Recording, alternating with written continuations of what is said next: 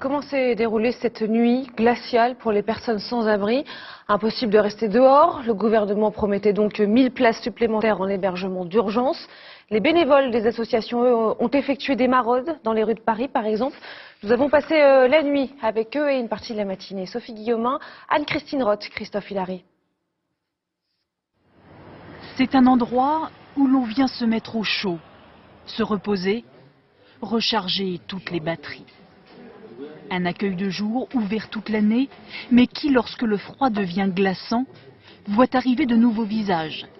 Comme Aïssa, 53 ans, couvreur zingueur en CDI, mais sans domicile fixe. Le froid, qu'est-ce que ça change là maintenant qu'il fait plus?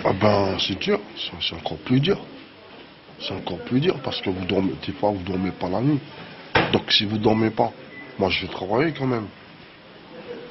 Même quand il fait froid, on travaille. Là, ça fait 2 jours qu'on travaille pas, mais je vais travailler quand même. Donc c'est pas évident. Mais il faut se battre, quoi. Des conditions de survie difficiles, particulièrement ces derniers temps.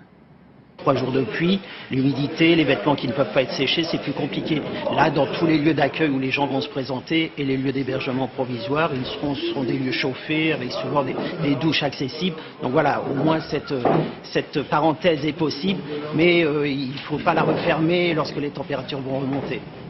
Des températures qui sont descendues cette nuit à Paris, bien au-dessous du zéro.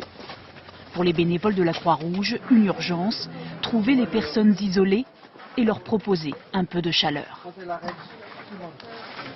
Est-ce que vous voulez quelque chose à... soupe. La soupe? Oui. Un verre de soupe pour se réchauffer, essentiel car avec ce froid, il y a danger de mort à dormir dehors. Les hypothermies sévères, ça peut avoir des conséquences directes et menaçantes pour la vie.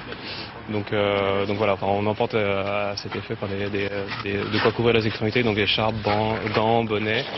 Hier soir, avec le plan grand froid, 17 500 places d'urgence étaient ouvertes à Paris, 145 000 dans toute la France, trop peu pour que chacun y trouve sa place.